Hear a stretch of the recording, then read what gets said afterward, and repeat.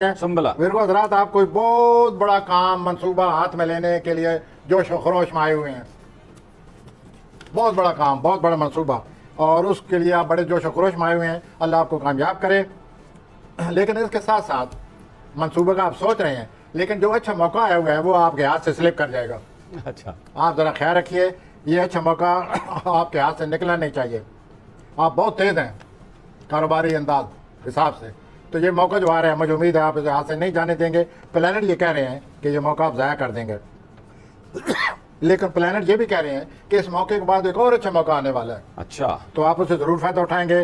लोग आपकी तारीफ़ें करते फिरते हैं, आप लोगों से मिले, तलकात बढ़ाएं, सोशल लाइफ में ज़िंदगी डालें, जान डालें, और इस तरह आप अपनी कामयाबों का लोग आपकी कामयाबी के सेहरा गाएंगे।